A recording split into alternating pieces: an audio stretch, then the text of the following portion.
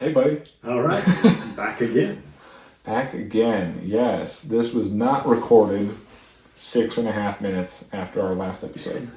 Well, we're already at an hour on the first one, and we've only cracked one bottle. We say, okay, let's break it up into two. I like you, dude. Okay. Maximize our production value. Calm down. Yeah, we get together once every 6 months. We record like 5 episodes. Mm-hmm. We get the 5th episode. We're just 3 seats to the wind. And neither one of us can talk well, and but we've got content. That's what matters. That's exactly right. So, let's do the intro. Yeah. You want to start it? Yeah, I'll start. Well, I'm Cage. And my name's Taylor. And this is the Cask Effect Podcast via the Brothers in Whiskey. That's what they call us. That's what they call us. Or is that what we call each other? Yeah, I think so. Or what we call us. I don't know. It doesn't matter. Either way, we're thankful that you're here. And we want to encourage you to... not only continue watching the entire video, but you can also find this episode as well as all of our other episodes on Spotify, Apple, and pretty much everywhere else you can find podcasts. We would greatly appreciate, we don't get any money from it, but we would greatly appreciate if you guys would give us a follow, like the video, share with friends, family, things, people that you think might benefit from even just a little bit of entertainment. We're great for long car rides and morning commutes to work. And if you know us, it's a great way in the real world, if you will. It's a great way to catch up with us and see sort of what we're up to in case you haven't seen us in a while. Yeah, very rare. Yeah. So. Now, I still have a little bit from our last episode that we didn't just record, but you sort of teed up what we're going to drink in this episode. Right. So, teed it up in a bit of a monologue there. Yeah. Did we do an episode with this bottle already? I think we did. That's all right. We'll talk about it. But I think when we did it, I don't know, did we have the other raw casks with it? I don't recall. I think we might have. Yeah. So okay. if this is a repeat, but again, I also don't remember if that is the episode we didn't get to publish because of the tech issues. Yeah, I don't know. So I could just, either way, we're gonna have a little bit of fun. We're gonna have a little bit of drink, and we're gonna have a little bit of adventure. And so we're glad you're here, and we'll probably have a little bit of that guy too, just to sort of finish that guy out. Unless we want to keep them captive audience and make him a 3rd episode. We'll decide. Drop a like below if you think there should be a 3rd episode. There you go. It's not how that works, but yeah, no, the 2 we have remaining here that we haven't touched on yet officially in today's content would be the Blackadder Raw Cask made with Bruichladdich whiskey, and then the Infinity bottle, which has too much to name. So yes. Those are the 2 here. I say I could pull that up, but it's on the device that we're recording this with, so that's not going to happen. But to kind of reiterate the monologue I gave earlier, which was talking about the raw cask, was just how much we enjoyed it, kind of wanting to revisit it. So even if we have already done the content, published it, it's still, I feel like, perfectly acceptable to return back to something that is so good, flavorful, impactful. And talk a little bit about it, but also, again, some of the independent, whiskeys out there and kind of what they bring to the table, and many people might overlook them. Especially that it correlates with the fairly recent release of a film called Independent Spirits. Do you see that segue? Yeah, good segue.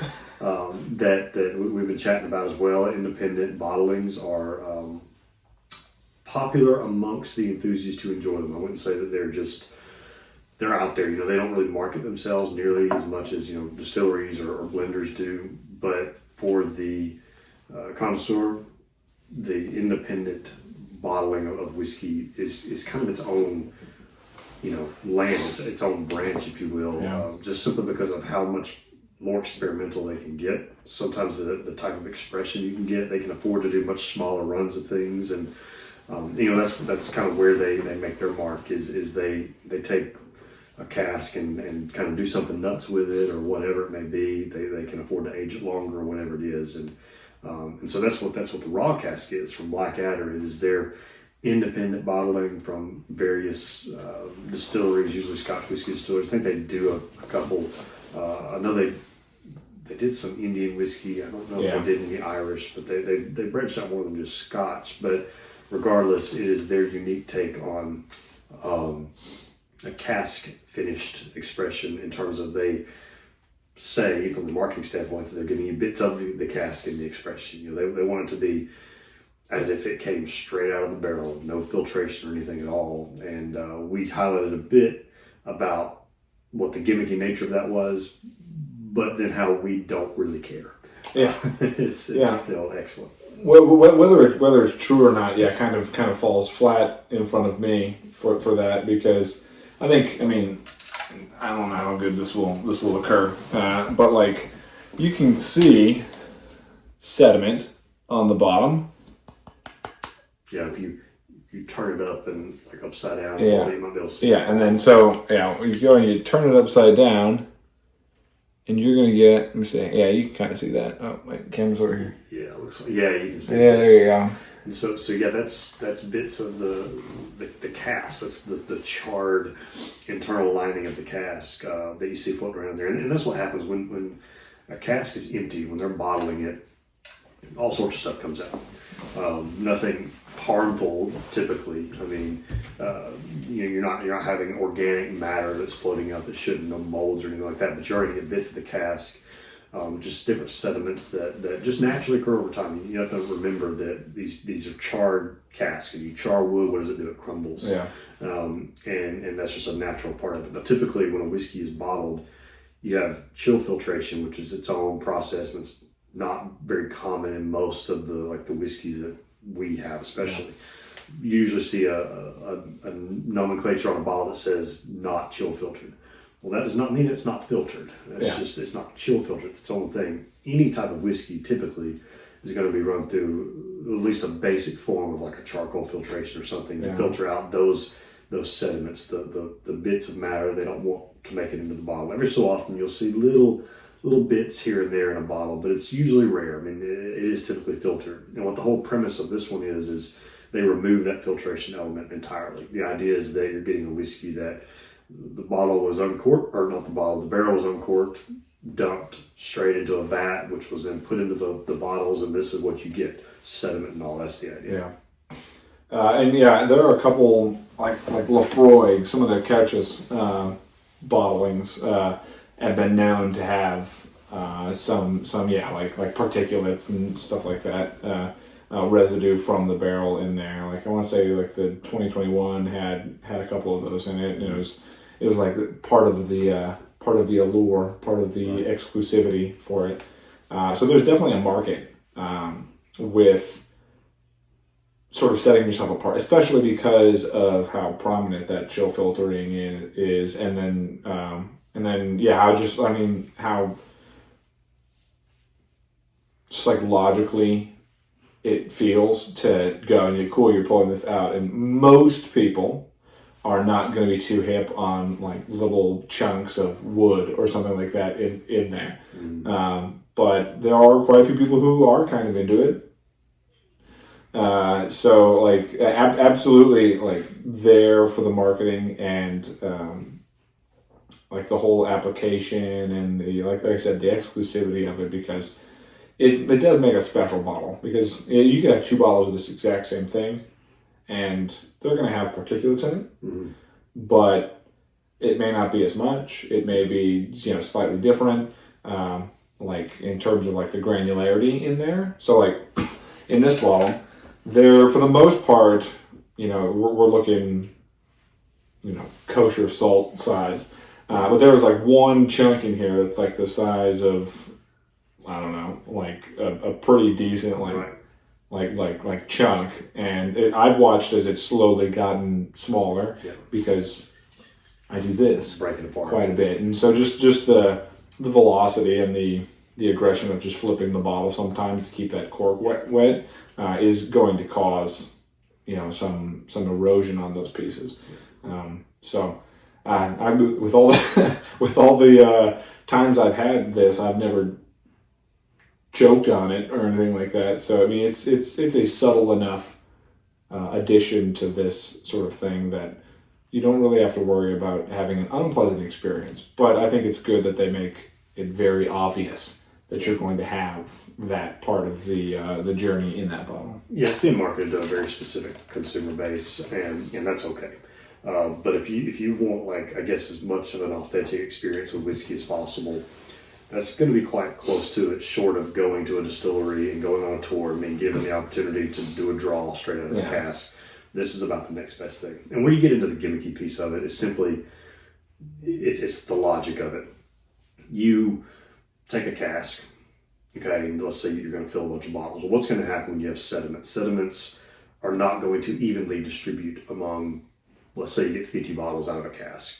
It's not going to evenly distribute. You're going to have one bottle at the end that's full of sediment because the sediment's settled and you're finally washing out or whatever. And that's where there is a bit of augmentation going on. There's a bit of control with the bottling to make sure each one has its relatively equal share of sediments and things like that. But at the end of the day, if you take out the strictly, factual piece of it, it's pulled directly out of the cask. It is still a cask proof, like finished. It's a straight whiskey. It is still oily as everything, and it still has authentic bits of cask from that barrel into it. Yeah. That's kind of the main point. Whether or not it all pulls exactly at the same moment doesn't matter to me too much. Yeah, like the control and the commercialization is kind of just like you put it, like to give everybody an equal run of the experience. Because otherwise you would have a bottle that may have nothing in it because it came right off the top, and then you have a bottle that again is so full and now it's disproportionate. I guess it would depend on the method that they're using to fill it. Because if you're filling it like, who is that? Is like Jim Beam or something like that? Does, like, I always see videos of people going and like refilling like their own stuff, like filling their own bottle at that distillery, and they'll go in and you very much see like it's like hose fed, pretty much, like through a machine and very aggressively pushed down into that because there is the filtration and there's the pressurization of the entire system. But I guess it would depend, like, on the tank where it is. Like, are they pulling it from, is it skimming off the top, or are they pulling it from the bottom? Because then the first bottle would be just dirt and then a little bit of water on the inside. What I like to think, and I don't know how they do it, and you don't either. We don't know exactly what the method they use, but I like to think of it as what Blackadder does with their the Valenche series. What they do, like in their gift shop, where they have a cask, special cask, and they just hammer a tap into it, and you go, and as long as the cask still has whiskey, you can buy a bottle and fill it, and you're just drawing whatever's in that cask. Period. It's just a barrel they punch open. They don't put it through a process. As far as I know, they don't put it through any kind of post-processing before they give it to the consumer. I'm more of a, pop the bunghole off of it and then just tip it sideways and you're good. And that's what I like to think of this as. And I think if you paint that picture for yourself and you get past, again, that any steps they take in between, that's still kind of what you're getting out of it. And again, at the end of the day, you're still getting that product, whether or not it's been adjusted slightly throughout the process to make sure everyone has an equal share. That's basically what you get. And it's still, like you were saying earlier about the bits and inside there, the sediment. Like, I have 3 bottles at the house of this, not the Blackadder version, but all 3 of them have different sizes of sediments, different amounts. One bottle really doesn't have much at all, and another one has massive chunks of wood in it. So having that differentiation too is really neat because it just feels more authentic that way. It's almost like you get a feel for how the barrel was then charred too, unique to each one. You should go in and like equally disperse all of it between the 3 of them. No, just filter it down and then really just put it all in like a bucket. Yeah, and then just make your own blended whiskey right there in the living room. And another point too, to kind of what you said, the sediment's not big enough. You're not going to choke on it, And then think about wood that's been soaked. It's soft. It is soft wood. It's got substance in the bottle, but I mean, you could take a piece and probably mash it in your fingers and grind it up. It's heavily soft in wood. Yeah, exactly. So it's not something you're going to choke on. And I mean, I couldn't say. I know when we've had pours of it, there has been some of the sediment that's made it to the glass. Yeah. I can't say definitively that I've tasted a difference due to that. We'll try it today and maybe focus on that. Maybe a different mouthfeel. But the experience, though, that it gives you, what you've got in your mind as you're trying it, is just different. So I just think it's a very unique approach. to a whiskey and how they want to treat it, how they want to give the consumer this new level of experience that most people would not really go for. But to me, I mean, that speaks exactly to my heart, to what I like. Yeah. I want the most authentic, full body experience when it comes to a whiskey as I can get. I can totally dig that. Yeah.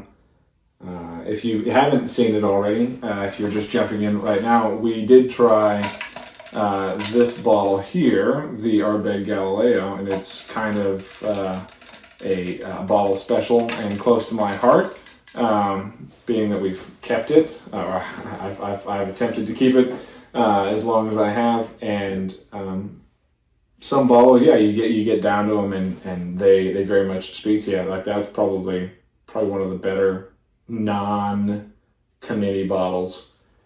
Obviously, it's still a limited release, but like non-committee bottles that I've had, and it's very, very approachable. And so, like having like the true character of a distillery and a distiller, if you keep track of those. I know we're big on Bruichladdich, and Bruichladdich, I think I've got an old Jim Classic Laddie that I finally did open up, by the way. There you go. Like there was this idea, like we've very much grown to be accustomed to the way that Jim's palate sort of approached a lot of spirit, and so there was a hesitation to open it because we just only found, which is no mark, downward mark on the guy, but a lot of Adam Hannett's stuff, and he's also a fantastic master distiller, but different though. Different approach. I mean, there's obviously the brand consistency, but like you can almost tell there's a slight variation in the way they have their own personalities and what they want to do, and whatever. And people who like us who respect what Jim created can appreciate the fact that if Adam's at the helm with Jim's blessing, that he's got a good foundation built on, and like you said, there's nothing against anything what he's doing at all. It's just simply that we fell in love with the Jim era Bruichladdich, and then it changes over. So now it's understanding that there is likely going to be somewhat of a difference, and then approaching that, with a bit of hesitation, like you said, not maybe fear, maybe a little trepidation of just, is this going to change the profile that we've fallen in love with? Is it going to be different? Which he's done a fantastic job as far. Like I said, there's nuance, but like the character of the whiskey and the brand is still, and like the history of that distillery is still very much obvious, right, in those bottles. Yep, exactly. And like with Ardbeg, with Bill Lumsden there, and what he does, he's like Jim in terms of like being crazy experimental with things. Yeah. And as they change, and eventually he steps away from it, and all of his stuff goes away, and like they change it. They may not be the Ardbeg we love, or they may be better, or they may be the same. We just don't know. Yeah. But that's just the evolution of these. And the thing is Bruichladdich pre-Jim is still excellent. There's not a thing in the world wrong with that. In fact, I think this one may be that. I believe so. In terms of the distill, I think that's pre-Jim, and that's one of the best Bruichladdich distillates I've had. So it's not tied to the distiller. But you definitely can see in terms of aging and finishing, that's where the blender, the distiller, whoever it is, really shines through in what they want the approach to be like. And that's what's interesting about the independent stuff, is you're almost removing that element of what the distillery's character is. You've still got some of that underlying bit, but then you have this independent bottler's own interpretation then of how they want to age it or how they want to treat it. And sometimes they hit a home run, sometimes they don't. But so far, and I think in both of our experiences, Blackadder has done very well with everything that they've touched. Yes, very, very impressed with the stuff that we've gotten to pour out of their selections. I'd like to find a little bit more like of their other, like they've got like a sherry bomb and stuff like that. I would love to try some of that stuff. It's a little harder to find, especially now. I mean, this bottle I think is technically from like 2017, 2018, so it was kind of a dusty by the time you guys did. Oh no, it was. I mean, Tarek about forgot he had it, and he found it in the back, and it was one of those things, and he was willing to sell it to us for the special occasion it was, and with the relationship we built with him. But his shop, I believe, is the only one that I have personally scene that carries the. You got some in there still. Do I? Oh, I do. Friends don't let friends mix whiskey. Yeah, I can't. Unless you're like a blender. I can't taint the black art with Ardbeg Galileo. Blackadder, you keep calling it black art. But I keep saying Blackadder. Well, unfortunately, black art, Blackadder, both being Brooklades at BBB, it all kind of runs together. Yeah, there you go. And it's ironic being that I've never tried the black art. Well, the price tag on black art is a little prohibitive. Yeah. You know, it's not one that is not necessarily a price tag I'm willing to pay, but given that both of us prefer a peated Scotch and black art is unpeated. Which, I mean, we enjoy peated, but I think we can agree that, like, the water and the barley it's still got it's still got a briny character. Yeah, you can, best in the region. like, with the eyes closed, like, I can tell them apart, but, like, the first time I remember us trying them, I was like, they say this isn't peated. Yeah. I definitely taste what I, at the time, had attributed to peat. Right. And no, it definitely was still, and I'm sure it's still a fantastic whiskey. I just know that, if I'm paying that price point, I'm typically going to go for more of that heavily peated older age statement. Typically, again, all things considered the same. And there's just so many older age, heavily peated bottlings available that we haven't bought yet. So again, if I'm going out willing to spend nearly $1,000 on something, I'm probably going to lean more towards one of those. Foray 25, Ardbeg 25. Right. That's one we haven't tried yet either. Is an Ardbeg 25. I gotta wait for it's at my house or something. that was I want to say they went over $1,000 on that one. I believe it did. Yeah. So, which was kind of upsetting a little bit, being that like the 23 that I've got was I think $600 or $700, which is still a lot of money, but the extra 2 years don't cost double. Yeah, that was kind of the thing. It's like, man, it shoots way up. There's all the marketing on that cool box. I guess so. And the 23 was even a bit, how they did it and stuff was a little more special. The 25 was more of just like, this is our regular Ardbeg, 25 years old, versus the 23 was, they did a little more with it in terms of it was an old distillate from before they were reopened. Which, I mean, I guess is kind of cool because depending on how they keep track of new distillate with them after, post reopening, like there may be an opportunity for them to be like, this was like a year one. Bottling or year one distillation, so like I guess we'll see. But from my understanding, the 25 is like a recurring. Well, that's another thing too. That is I believe they said that is now going to be a quote unquote core offering, if you call that core. 25-year-old core offering. But that it was going to be something they would continue to do versus that 23, which was like a 1 or 2 year only thing. Which was kind of like Très Bon.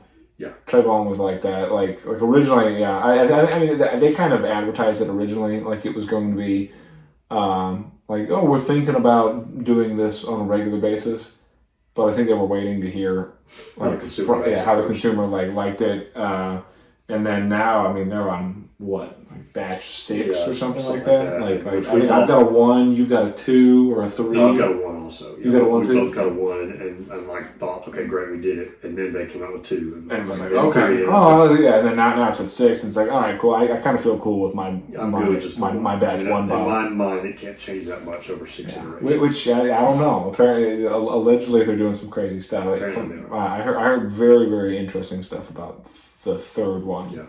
Batch 3 was quite good. But for $350, $400 a pop to try each batch, I mean, that gets to be a little heavy. So, I don't know. That's why it'd be best if we could find a bar that served them something, like the Artisan or something like that. That had access to all that. You could just go try it instead of having to pay $300 for a bottle just to try. I don't know. At that point in time, they may make you pay $40 for a glass of it. So, which, I mean, hey, $40 to know you don't like it is better than $350 to know you don't like it. That is fair. So. That's fair. I apologize for anybody who can hear all of the heavy breathing I'm doing on this microphone. This one just, they just have so much more body to them simply because of them being more raw. There's. Well, I think I said this on my wedding day that despite it being a 55%, it's not as hot as it could be. Like I'd almost say this is as spicy. That smells as spicy as the 49 that the Galileo was. Though I think of it more of it's the alcohol is almost softened by the oils in it, the natural oils versus just the water, I guess, that's typically in it. So because it's got more of that full character in it, you need to know the chemistry of how some of that may be encapsulated more by the oils versus how it interacts with just the water, your typical whiskey, the blend of water and alcohol. And that while it may test at that proof, it doesn't come through as strong because it's like, again, it's like encapsulated by that. That's at least how I kind of approach it. Shielded almost. Yeah. Yeah. But it's still hot on the nose. You can still get the spiciness on that. Be not deceived. I'm not saying that it doesn't feel like a 55 on the nose. I'm just saying it doesn't hit as hard as some other 55s that you knows. Yeah. I mean, I think most classic like Bruichladdich bottles, he bottled at 50. Yeah. Hit like very, very small. But now this one's also been open for over a year. That's true. We've taken some out of it. It's had time to kind of breathe and mellow out a little bit. If you believe in that garbage. I'm not still sure I'm sold on neck pour, but I do believe that an open bottle over time does mellow a little bit. So the sharpness straight off the neck. Bottle aging, yes. Neck pour, no. I think we can agree on that. Yeah. Because that's just science. There's the phenols and the esters are going to do things in the air here, and every time you open it, you refresh and replace the air that's in here. Yeah. So it's like the longer you have a bottle and the more often you have it, you're going to further mellow and more quickly mellow a whiskey out. Because air, just science, oxidizes the whiskey. Yeah. It oxidizes the particles, and that oxidation does change the character of it over time. So like Taylor said, the more often it interacts with air, the more it's going to change. So it's maybe not so much that the neck pour is invalid, it's simply the thought that the neck itself is the problem. It's more just the lack of interaction with air early on, and then over time it changes. So, because some people I've seen, they say they'll pour out the neck. That's not going to make a difference. I don't believe anyway. Yeah.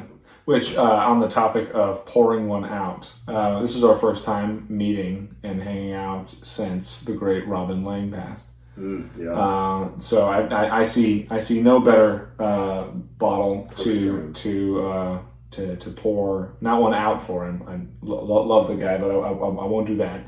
But to give a toast to Robin Lang, great Scottish musician, whiskey connoisseur, just overall great guy.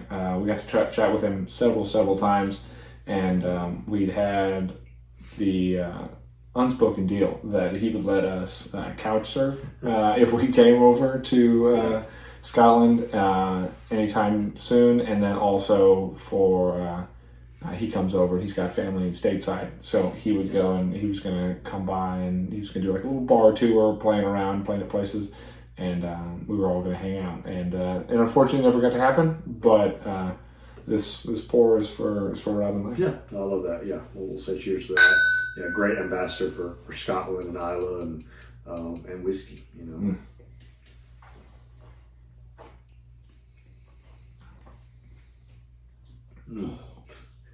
Goodness, it's so flavorful. It is. It's almost a discredit to take it and have it after the Galileo, because the Galileo was intricate, but like this has such a larger complexity to it, even with the higher heat. Normally, higher heat, you lose some character. Yeah. Anybody who knows me knows that I had one encounter with Elijah Craig barrel proof that ruined Elijah Craig for the most part, just altogether for me. Right. Like even that, that's probably a good 15% higher ABV than this one, but it's just there's so much going on there. Yeah, and this again, the Blackadders I have that are not Bruichladdich, different runs, but they too just so much character in the bottle. And it's a reasonably priced bottle. It's not unobtainium. It's just you don't see them very often. One of those in the States, especially down here in the South, that's just not as popular. So kudos to Elixir for keeping them in stock when they can. But even then, it's still limited. When they can be had. So Yeah, I mean, this particular bottling there were only 207 bottles made. Right. So this is number 81, which works out fantastically. Still in double digits, and yeah, just overall, just an immense bottle. Like the nose doesn't lend a ton I think in comparison. I think it's still got a lot going for it. There's a little bit. Yeah, I got a little like russet potatoes, and then that's kind of this earthiness that comes forward. And then there's I get a lot of shortbread and stuff like that off most whiskeys, scotch specifically that I end up trying. So I get a lot of kind of sugary yeast, kind of which I mean, as expected in a whiskey, with the fermentation and everything. But yeah, to me it noses just like classic Bruichladdich with more heat, a little more depth. But Bruichladdich is one of the whiskeys, one of the few really that I can nose and just tell you exactly yep, that's Bruichladdich, because it has its own very unique, to me, a very light, kind of spicy coastal nosing to it. It's like briny, but not overpoweringly so. It's not overpoweringly smoky, especially in the unpeated range.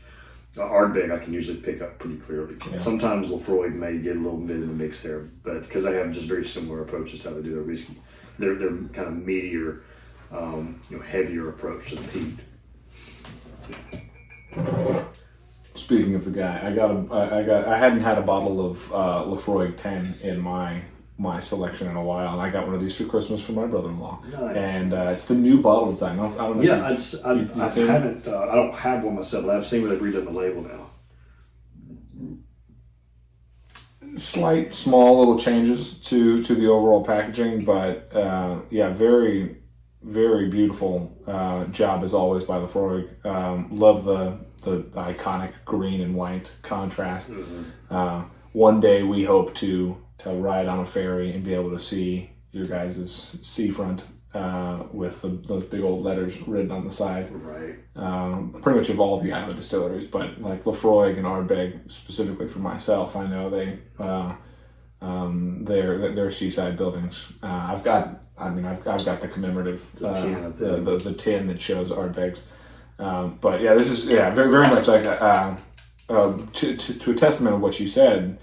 I hadn't had a Laphroaig, like just standard Laphroaig in a while. I know you're more of a lower guy than like the 10 or the 3 cask, triple cask. I think it's a triple cask. Yeah, I'm not as big of a fan of the triple cask. Yeah, the triple cask wasn't as profound of a bottle for me either. But I've got 2 of the Kerchis that I'm gently nursing so that I don't run out of them too quickly.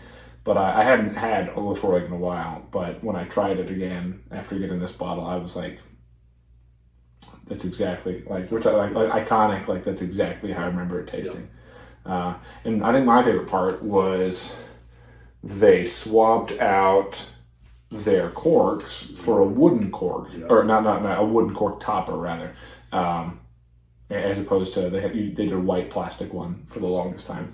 And I think that's small change, but definitely takes the classiness of the bottle and just elevates it a bit more. Yeah, exactly. Yeah, I think those are gorgeous bottles. Just like the Ardbeg, the green with the still shape on it. Yeah. Just classic. Just love it. And speaking of lore, that's one I still really want. Is this year's Kerchis the lore castrate? I believe it is. Yeah. I want to find one so bad because I love the lore is to me it's like nosing and tasting bacon like at a campfire. Just very, very strong and powerful. It's very smoky, very meaty. It's just got a wonderful, wonderful character to it. Willem Dafoe, if you're watching this, send us a message. Yeah. Now that you got the hookup. Yeah, and if anybody out there knows Willem, his ads recently with Laphroaig were fantastic. It's good to see a brand like that getting somebody so iconic to help push their brand a little bit. Exactly. So yeah, how are we enjoying this guy? Always enjoying it. I mean, always. If I could just have an infinite supply of like this, I mean, there's a few bottles that you can just say like, I'll never get tired of this. And there's some that aren't. You'll try like, yeah, this is experience, but I'm good. But this is one of those that it's just such a good, strong character. fantastic. I'm a huge fan of a nice oily whiskey. I am too. Insert the mouthfeel counter. I think I'm at 2 or 3 already for this episode. But like, yeah, much like you were saying, like the overall like physical characteristic of this bottle is fantastic. With you might get a little bit of texture variation with tiny little particulate like floating around in there, but not going to be a huge experience. Like downgrade if you do run into one of those. But in terms of how it just coats the palate completely. Like it's fantastic.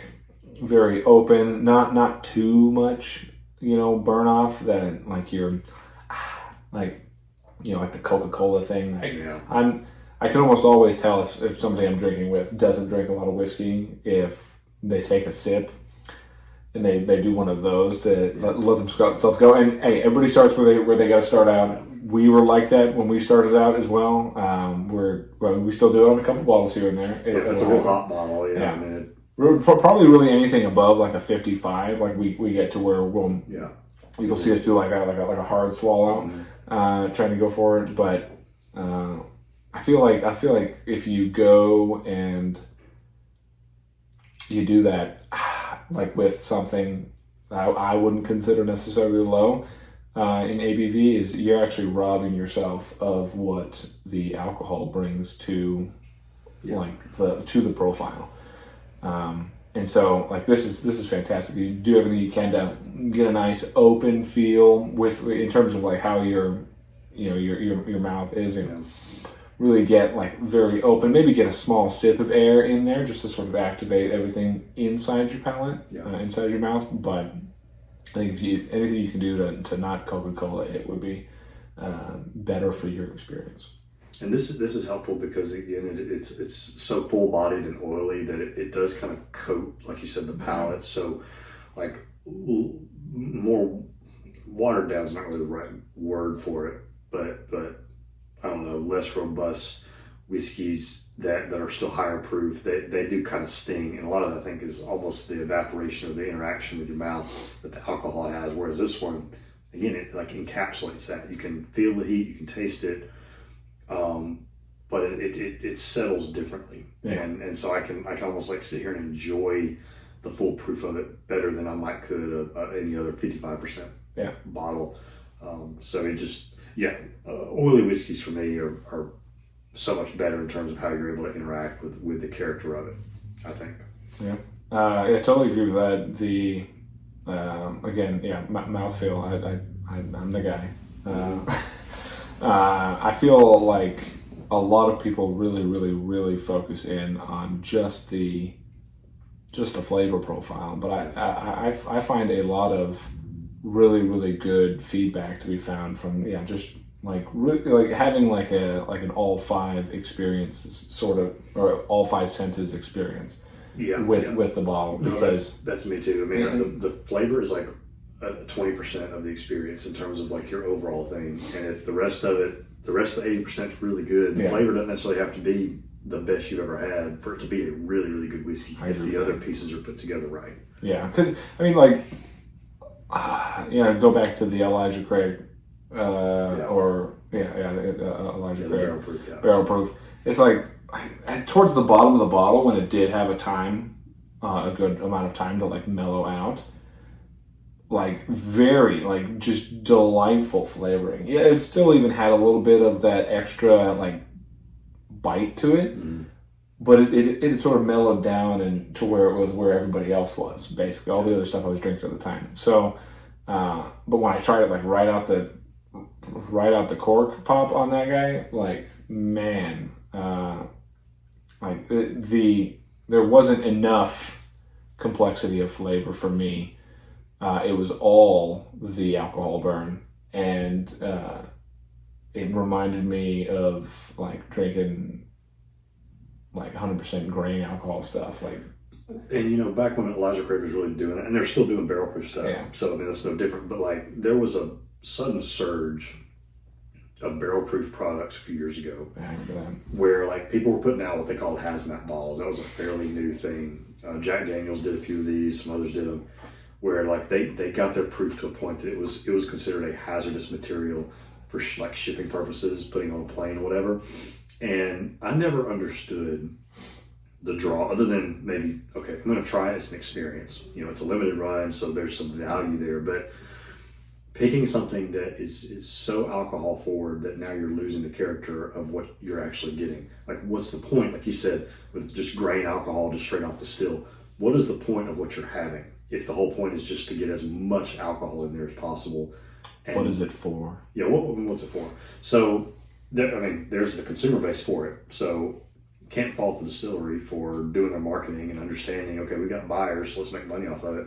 I can respect that. Yeah. But for me as a consumer, for what I want, which is not indicative of what anyone else should want to do, but for me, I saw no value in trying to scorch my mouth for the sake of saying I tried it. I want something where I can, even if it's only 40% ABV, if that is where the distillery and the master distiller and the master blender has decided the perfect point to be to blend in the alcohol effect with the flavor that they're trying to achieve, that's what matters. It's not how much alcohol you can put in there, it's how you're going to reach the goal that you have for it. And I feel like a lot of those were more about let's put as much in here as we can just to sell it, and less about we're going to make a good quality product that people are going to enjoy. Yeah, no, I remember seeing quite a bit. Like it, for lack of a way to put it, it kind of made me nauseous the first time I drank it right out of the bottle. And there's a lot of guys out there. They recognize there's a market for it. You know, there was a time where I was seeing guys attempting to chug one entire bottle of that, and I was like, that's a great idea, bud. That's a great idea. Good for you. I think probably part of it had to do with trying to find.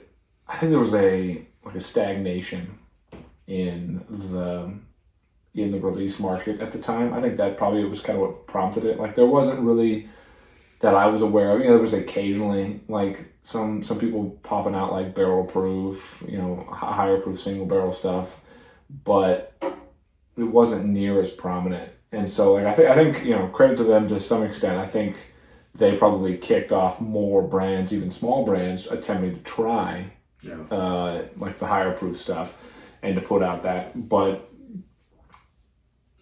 it's just we weren't the target demographic for that. Like I said, I bought one out of curiosity because I was a really big fan of their standard expression, and it wasn't really my thing. Yeah, you just realize it's not for you. Yeah. But think about it. When's the last time you had a scotch that was 72% ABV? Would you say ever? Because I would say never. We had one. I don't remember what it is. It was like high 60s, like 68. We've had some in the 60s. But Jack Daniels put out I believe it was the Coy Hill bottle they did a year or two ago. That I think there were some that were sitting around 144, 145 per. I mean, you're looking at 72, 73% alcohol. And hey, they had a market for it. They sold out. It was very, very popular. But like for me, I'm not interested. I'm not interested in that. And I don't recall a Scotch whiskey distiller and anyone ever making something that they bottled and aged and all that at that high of a proof. I mean, that's not to say they haven't pulled something straight off. I mean, even Blackadder, I think when they did like their X4, that 4 times, I don't even think it was that high. Well, I was actually I think that's the 67, 68 that we had. Like the Octomore. Yeah, the Octomore X4 was, I think, what was that, like a 13 or what series release was that one? Was that 11? Oh, the one we had. Yeah, I think it may have been 11. 11, yeah, 11. I think that's right. Yeah. And that was probably like the highest flavorful like Scotch I think I had. And it was still flavorful. Yeah, which was impressive. But it was hot. It was your first bottle, is what it was. It was the first one you tried, because if you got to that one later, you weren't getting any of that. Because no. But no, hey, again, everyone has their market. Just same reason that there is a market for peanut butter whiskey. I'm not it, but there is a market for it, and it's very popular. I got that sweet tea bottle still. Sweet tea and bourbon. Don't say the word cherry pie ever. Cherry pie, no thank you. But this to I guess clarify is that our analysis, our interpretation is not at all indicative of what we feel like anyone else should think or do. It's purely what our thoughts are, because every person has their own taste and everything, and that is great. That's how it should be. But just know that you're probably never going to see us reviewing a peanut butter whiskey or a 75% whiskey or something. Maybe someone gives it to us, but that's not what we're going to spend our money on. The first idea, maybe, and we've talked and batted back and forth the idea of the flavor, and not really flavored whiskey, because there are brands that just completely slot themselves into that Old Smoky. We said more about questionable flavors. Yeah, like highly adventurous flavors. Yeah, I've got a sweet tea bourbon one that I'll be honest, I've had it for so long. I don't know if it'd be any better or worse. But it would have to be like a gag episode. We would have to pregame it, because the experiences so far with these flavored whiskeys has not been pleasant. So it's more of a fun episode of how miserable can we make ourselves. Yeah. The Thanksgiving incident of 2018 or whatever. Yeah, we don't want to revisit that. But no, you're right though. As a gag episode, we can do that. But again, in terms of going and picking a bottle, if we're going to spend money on a bottle, other than being supported by advertisers, I'm not going to spend money on something I don't want. Which we don't have any advertisers yet. So if you're interested, which here are a couple. I guess we should. While being sort of mid-pour, good opportunity to do some interjections, and do some. I won't say name drops. I'll be but marketing maybe.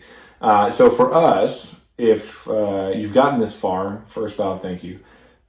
Second off, bless you, and third off, you can also find us. We do occasionally post when we both remember, which is the important part. We have an Instagram page we've kept for a number of years. Mm-hmm. That's at brothers_in_whiskey, and that's whiskey without an E. You should see our green-backed logo. It's normally the green-backed logo with a Glencairn in the middle of it, and it says Brothers in Whiskey, established 2018. So you can follow us there, give us some comments and likes, send us a message if you got any questions, or if you want to heckle us or something like that. We're also good for that. And we also love to have ideas, what you guys are into, what you guys would like to hear about.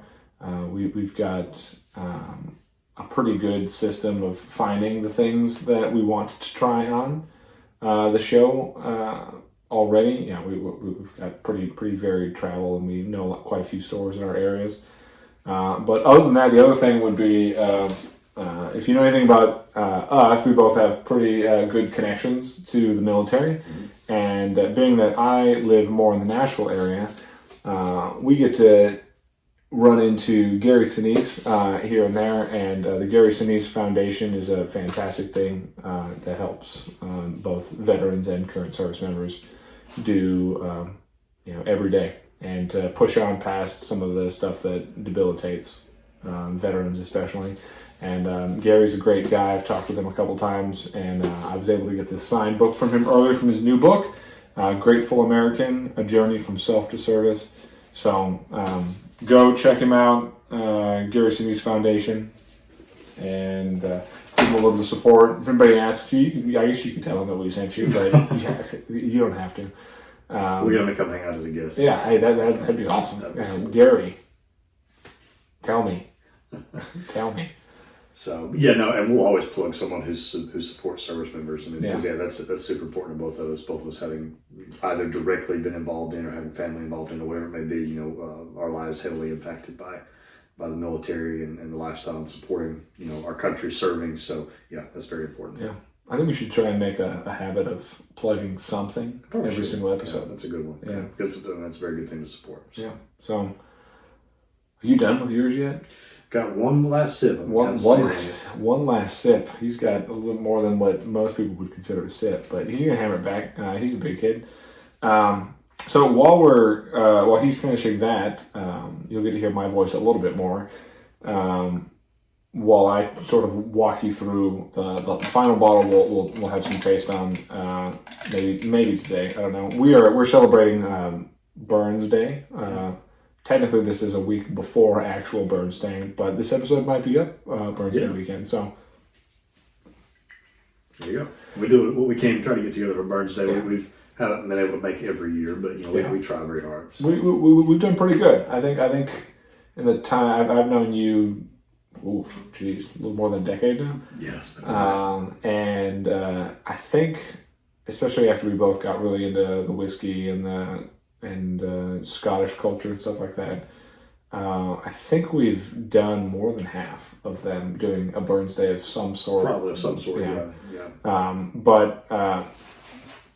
So that's our special reason to pull this guy out, which is my personal Scotch Infinity bottle.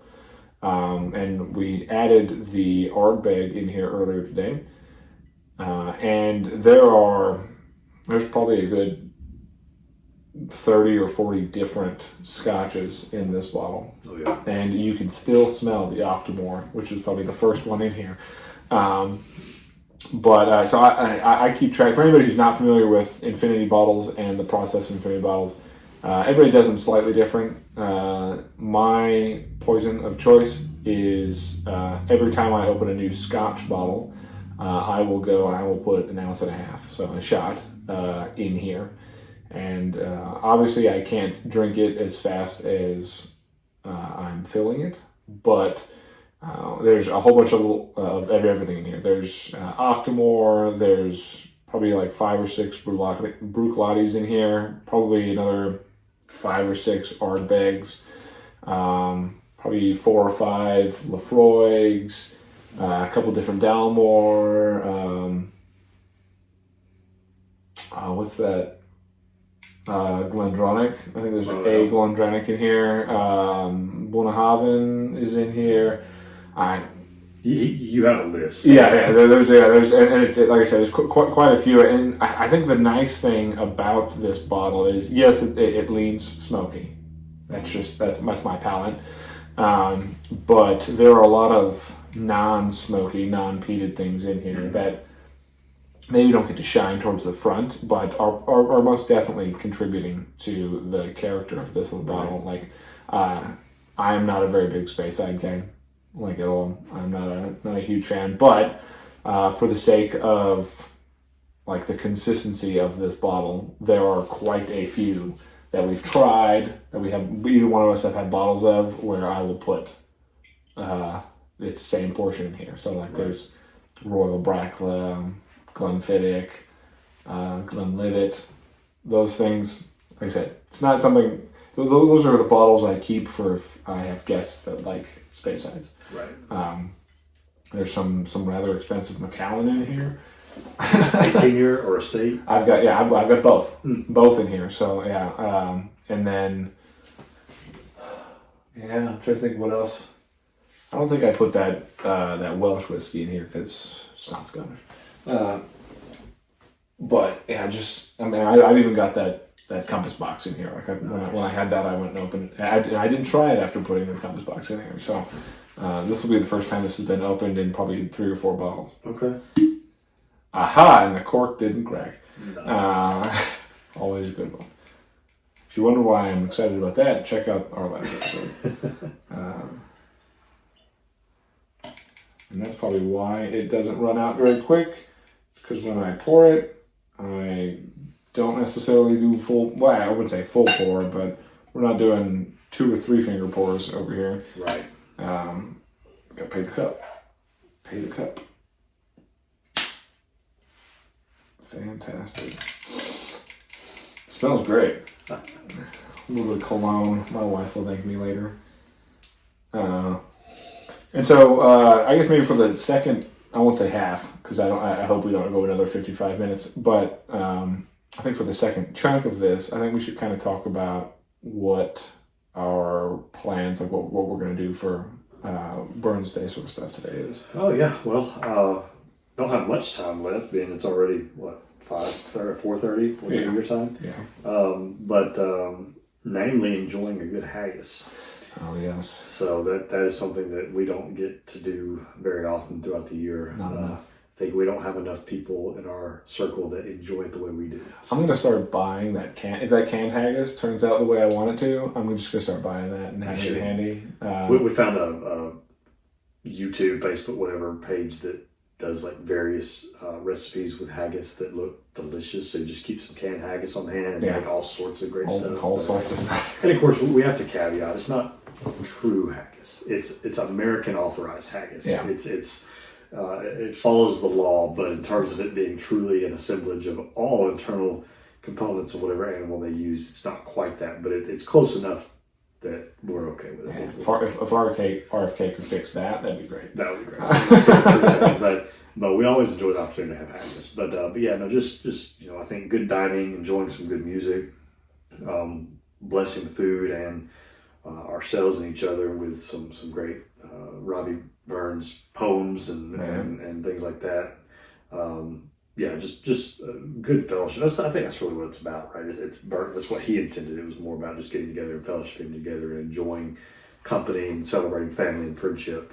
So yeah, you can't beat that. Yeah. If we have any, I hesitate to specify true Scots, but folks very familiar with the Scottish heritage side of that. Like, if you got something that you love to do for Rabbi night, sure. Go ahead, share it. We only know what little bit that we come across when we're looking around online, and so we would love the opportunity to add to our itinerary, if you will. Because so I think we're gonna have because we started the day with a Scottish breakfast. Yep. Which wasn't just whiskey. Wasn't just whiskey. And so we had a good Scottish breakfast and paired it with Robin Lang's Whiskey for Breakfast album. That's only fitting. So again, another celebration to him. But we did that, and we've done that in the past, and we'll prep the haggis. We'll have the accompaniments with it. Change into our kilts and just enjoy that. But yeah, I mean, and usually that's about traditionally, other than recitations of various poems, which we do, but it's a little different when it's three of you in a room versus a large gathering. But still, we'll do some of that. Enough whiskey makes everybody's Scottish accent impression that makes the pronunciation easier to do, honestly. Or maybe it just makes the hearing of it easier. The criticism gets softer. Yeah, that's more what it is. But we'll have a couple of the traditional dishes, like he said. So obviously we'll have haggis. We're gonna make homemade nips and tatties. Yep. I've got Balmoral chicken that I prepped earlier today. And for anybody, I guess we should make sure, for anybody who's not familiar with these traditions, we should make sure they understand what that is. So haggis is a combination of oats and animal intestines, essentially, and other meats. It's a varied collection of them. Traditionally, it was essentially all the leftover organic matter of an animal that all shoved into a lining of a sheep's stomach. Yep. So and then you boil it until it's all good, and then you cut that guy open and you eat it. I think it's fantastic. We had a pretty gamey one a couple of years ago. We did. I remember that one, but generally speaking, it is good, and people get scared off by the fact that it's this assemblage of various bits that most people wouldn't eat. But it's good. In fact, it's arguably more healthy than what you get out of a lot of other things. I mean, there's plenty of evidence to support that eating, heart, intestine, lung, liver is very good for you. While maybe not as appetizing, there are numerous health benefits, and but we always enjoy it thoroughly. The neeps and tatties are delicious. That's really pretty standard. I mean, there's nothing really controversial about that. Turn them some potatoes. Cockaliki soup. I don't know if we're doing that this year. We've done it in the past. Didn't get into that this year. But that's always. I thought about trying to make it homemade. Try and just figure out if I could make. Problem is finding leeks here. We just don't see that very often. Very very uncommon. I'm sure Kroger or Publix, something like that, has some. But I was debating. I was like, man, I'm sure we could just make that from scratch here, because love Scottish gourmet, but. Just wanted to, it was a little, not really last minute, but just wanted to make sure that we had everything. And my wife and I like to focus really much on eating local and buying locally processed meats. Well, and we've been doing this long enough that I think we could start to learn how to do it ourselves.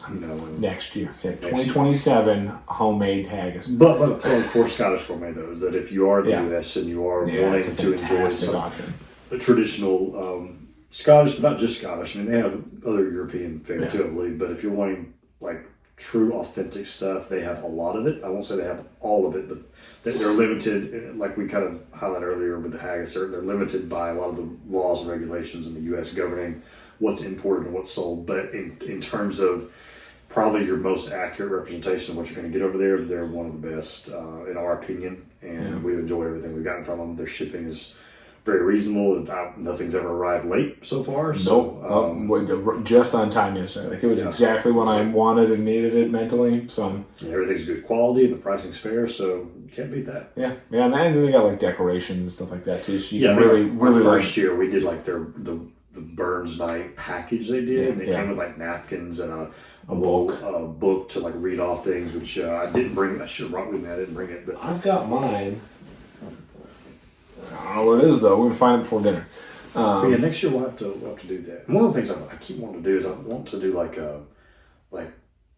cook like a campfire cook like fish or something like it's traditional over there. There was I forget who it was. It was during a Brooklotti live stream years ago. They did like a planked salmon over a fire, but it was interesting the way they did it. They like literally nailed the tail, or maybe a trout, something like that, but they like nailed it up and leaned it up against the fire, let it like slow roast throughout the day. It looked amazing. It was in like a whiskey sauce, like a glaze, which, you know, I feel like I make a pretty good whiskey-based glaze that we could put on it.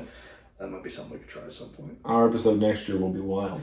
Well, we can't, you know, I've talked many times about doing like a cooking with whiskey thing, and I've talked about it a little bit, but maybe doing some like true, like in-depth, start to finish, here's a meal we're prepping, and let's talk about it, let's make it, cook, drink while we're cooking, we'll chat. totally do that. And then we can like just show what we've made, try it, whatever. That might be fun. Yeah, I can take that. If you think that's a good idea, tell us. Yeah, tell us. Yeah. We like feedback. Because we all like cooking over here. Yeah. I like to experiment when I cook. And I put whiskey in as much stuff as I can. Yeah, my wife's pregnant, so I can't do all that. The good thing about it is when you cook with whiskey, it typically burns alcohol off. Fair enough. So that you usually just get kind of the reminiscent flavor of it. If you cook the chef with whiskey, then you're good. You don't got to worry about nobody. That's true. But yes, we got no cockaliki soup this year. But then other than that, we got the nips and tatties, the haggis, Balmoral chicken, which I always joke is the English Crown's way of making haggis more palatable for them, because it's haggis wrapped in chicken, wrapped in bacon. There's a lot going on there. So it's like, it sounds like you're scared of the taste of haggis. Like that's what it sounds like to me. It may not be the facts, but to your credit though, we're doing it essentially homemade this year, or as homemade as we really could do it. You know, in terms of not mincing our own haggis. Yeah. But as far as, you know, you use your own chicken. I beat the crap out of the chicken earlier today. Nobody could have a conversation anywhere in the house because it was just loud. That was true. And then we got local butcher bacon. So it's chilling in the fridge right now. So it should be a very good. I'm excited for that. Not to say, I'll say this. Last year we had Scottish Gourmet's Balmoral chicken, and that was fantastic. Fantastic. Very easy to cook. Fantastic. But being able to do your own homemade version, there's something special about that. Yeah, a little more effort. It gets you more invested. Other than that, Walker's shortbread cookies. Oh yeah, classic. Can't go with that. A little bit of the ishkabeha, always. Yep. And trying to think of what else, if anything, we had. I think that's about it. But I mean, that's more than enough. Yeah, more than enough. That's a good serving, and then we talked maybe watching the Independent Spirits film. Yeah. You know, enjoying some of that. So yeah, no, it's a good evening. Yeah, good. Can't beat that. Good overall. Just like great way to celebrate the contributions of Robbie Burns. Most people know him as the composer of Old Lang Syne. Yep. He's got plenty of other stuff that he wrote, but I mean, I think New Year's, the song I sing on New Year's, that's good old Burns. That's Robbie. He put, in many ways, put Scotland on the map, like artistically. Yeah, because of that. He has a holiday dedicated to it. It speaks volumes what he's able to accomplish. I've been reading a book, working my way slowly, admittedly, through a book called How Scotland Had Been in the Modern World, and he's a big part of the history of kind of like what has modernized, you know, art and especially European art and things like that, and then the impact on the modern society. So that's a book that is also good to plug, simply because there's so much of what modern society is. It's built on Scotland and what they've provided that people don't necessarily give them credit for. So it's quite interesting. Quite a bit. Yeah. It's just, at every turn you find something that the Scots created that you wouldn't recognize at all. Like, because exactly like you said, nobody explicitly attributes it to them. Yeah. Their contributions have been massive, despite a very, very small population. Well, a lot of their contributions were tied up within the rebellions back in the 1700s, and crossing over with the English rule at the time and things like that. Things got mucked up a little bit, but you actually dive into the history. It's quite fascinating, really, and that's something we could do episodes on just in itself, talking about Scottish history and some of the struggles they've dealt with and the plights of the Scots back in those days, and some argue might even still be today with certain things they deal with. So, but certainly value should be given to what they've contributed and what they've done. Yeah. Have you tried your glass yet? Oh, I have. I've tried a few sips. Maybe I shouldn't have. Well, I had too. It's fine. It's quite good. It's fine. Yeah. Could still like that. So I think we'll end with a couple tasting notes on this guy. Yeah. To just give everybody out there what's going on here. We're losing a little bit of daylight through my window, so we're getting backlit. But what's quite funny is the best tasting note and really best compliment I can give it is that it's like Octomore. Yeah. You mentioned how it's like still so Octomore front. There was only 1.5 ounces of Octomore put in it. And yet it's such a 4 years ago. It's such a powerful whiskey that it's still, but to me, it's lightly Isla. Still got it. Yep. That's 6.1. That's probably one of the bottles you've had the longest amount of time, isn't it? Yeah. That's 6.1. Yeah. It's still, to me, you could sit here and talk about the nuances of all the characters within it, but to me, it seems to be Isla forward. Really seems to be a lot of Blackadder Ardbeg style, but it's got more of the Octomore style of peat and light brininess instead of a heavier meaty approach to it. Yeah. But overall, it's a great blend, but it's a blend that's made up of the various pieces that we typically like, which tend to be the peated Isla stuff. So you get a lot of that. Briny, meaty, yeah. I can't remember. Do you have an infinity bottle? I don't. You really need to do that. Well, I think I started one and then I finished it off and just never it's once I emptied it of what was in there, then it's okay, well, if I restart it, I'm missing things now. Yeah. It's not truly an infinity bottle at this point. So, which is why I try and maintain I don't touch it. Yeah. Except for special things. I do try to open it at least once a year. Yeah. But with any luck, you're buying enough bottles to put more in it than it offsets that. Which is why how much I poured myself here, pardon the used glass, that would normally be all that I would put in there. Yeah. So it's when you share it with somebody, it helps keep that level down. Yeah. But I won't deny it all. It's a painstaking thing to get started because the first time I went through there and I remember setting all my bottles out in my counter and then being okay, cool. Today my goal is to start an infinity bottle off of what I already have here. And that was some bottles that had been opened up for a week. That was some bottles that had been opened up for a year. There was some bottles that had been opened up for 3 years. Yep. So there was a very wide range. But for me, all I did was I was very specific with myself. I was cool. What is the goal of this bottle?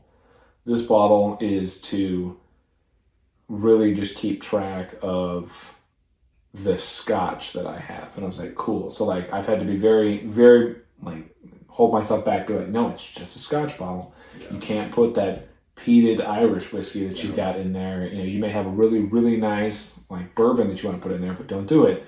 Yeah. And I've got enough bourbons and stuff like that now. You can make your own bourbon. It would not be a fair journey record because I've obviously run through quite a few of the bourbon bottles and American whiskeys otherwise that I would have had that. But this one is very much I'm trying to think of when we bought that Ardbeg, or not the Ardbeg, the Octomore. That Octomore was... Well, that was in 2000 and... I think it was either late 19 or early 20 that we bought that bottle. bottle. Yeah, it was like right prior. Because I remember the day that you reached out to me saying you got it, and I had recently started that new job. Yeah. And I started that job in early 19, so it was right there in that range. So I mean, that's been 6 years ago. Yeah. So if I start one now, I mean, since I don't drink as much bourbon as I used to, I still got a couple bottles here and there. Like, I feel like we would miss out on probably like 5 years of bourbon. So I guess that's a reason for me to go and just buy every bottle I've had again. Which my wife would love that. Yeah. So one of my things too, though, is like you get a bottle and like you open it. You know, I don't do that as much. That's also fair. Yeah. And you've got quite a bit more bottles than me, but you probably have the same amount open. Yeah, and maybe even less open. Yeah. Like I just don't really. It's not even really like I try to save bottles anymore. It's purely the fact that you open it and it starts to age, like it oxidizes. So I try not to open one unless like I know I'm ready to really start drinking it, or I'm ready to, I guess, accept the fact that like, okay, now it's going to degrade. So I know I need to drink it within a certain amount of time. Otherwise it's, whatever. Like if it's one that I want to hold on to enjoy later, purely because I'm not ready to enjoy the whole thing yet, or whatever it may be, I may hold it for a while. So it's hard to make a bottle that's truly expressive of everything you've got when you don't open it. Like I don't want to, I have them where I open it, I have a pour out of it, and I don't revisit it for another year or two, or maybe until you come. And it's not because there's nothing wrong with it or whatever, but like it's maybe an expensive bottle or a hard to replace bottle. So run through it. When I'm just going for a drink, I'm not going to go for that one. I go for something more easily replaceable, and therefore I don't open it. Well, you just got to do a bottle of the stuff that you have opened already. Yeah. That's all you got to do. You just got to buckle down, finish that Jack Daniels or whatever that's got a little bit left in the bottom of it. Well, no, I've been clean off the labels and then just restart. I have been doing that. I've been trying to, if it's got like less than a quarter in it, I've just been trying to finish it off and kind of just move to the next thing and make myself kind of start going through it, which I have thought one of those Jack Daniels like single barrel bottles would be a perfect infinity and beautiful decanter style. So that's the idea. I can dig that. Thank you for reminding me. I got to get my decanters back from my mother-in-law. But if you have, I'll do that. If you have an infinity bottle back at your house and you'd like to share it, and you got like a quick little list of what all's in it, send it to us. And even if it's 2-3 things, it doesn't matter. Like everybody's got to start their journey somewhere. Yeah. But who knows? We could highlight some infinity bottles for the people who listen to our podcast. We'll gladly share it. Yeah. Whatever information, your name, what country you're from, sort of thing. We put that on there, and I personally think the idea of an infinity bottle is just as important as like developing your palate, because it kind of demonstrates your palate, the good and the bad, because it shows you, there's this saying that one of my leaders in the Army told me one time. He said, a bad example is still a learning opportunity. And that kind of stuck with me, because it's absolutely true. Like do's and don'ts both serve the same purpose at the end of the day. It's just what you do with that information. So even having, like I said, the space sides in here, I know, even though they're in there, I don't like space sides. Space sides, I mean, there's probably been like 1 or 2 space sides I cared for. But other than that, not really. Highlands, I can mess with a couple Highlands. Most of the time the Highlands end up being, primarily Highland and then blended with something a little smokier, or like finished in something. I wish there were more Lowlands. If you live in the Lowlands, make that better. It's very rare we get to experience a Lowlands whiskey. I've got an Auchentoshan, and it's quite good. Very much enjoy that. It's like Highlands but with more character. And then obviously Isla, we keep that island afloat over here. Yeah. So I don't know. Yeah. Get an infinity bottle. Tell us about it. Yeah. I mean, I think of it like a law of averages kind of thing. Like you put so many whiskeys in there and you drink it, and you can pretty confidently say that is the profile of what you like. Yeah. And like I said, this came across as very Octomore to me. Well, I love Octomore. Yeah. And I know you do too, and so that's very indicative of the style that we go for. Yeah, I like smoke. I imagine in order to overpower that Octomore flavor in the long run. I will have to get some stuff that is aggressive in a different way to sort of overpower, like oogie, like more oogie, like something like that would be, you know, a little bit more meaty instead of the smoky, peaty sort of stuff. I think would change the character of this eventually, but it would probably take a handful of bottles. Oh, it would. It definitely would have to. Because Octomore is just such a robust thing on its own. 160 ppm. Man. Yeah, I mean that blended in with the rest of it brings you at a peat level close to normal whiskey. Yeah. Like, exactly. Yeah, this is we've gotten it down to regular bottle stuff. Right. So yeah. But, all right. You got anything else for the people? On this one, I don't think so. Other than just, you know, hey, enjoy your whiskey. You know, just sip responsibly, but enjoy. You know, enjoy sharing it. Enjoy talking about it. Yeah. Drink for the pause. Yeah, drink for the pause. Drink for the pause. I heard that. You know, the silence after the sip, that sort of stuff. We're gonna come up with a whole bunch of weird monikers we can put on clothing one day, and we'll figure it all out. Yeah. But we appreciate everybody coming in and staying with us. We got 2 drinks in this time, and only about an hour 15 or so. So I hope you can come back and see us in the next episode. We hope we can see you on social medias. Send us a message. I can't say send us an email, not just yet, I guess. But love hearing from you guys. Yeah. And this has been the Cask Effect Podcast. Yeah. And my name is Taylor. And my name's Cage. And Sláinte. Yeah, Sláinte.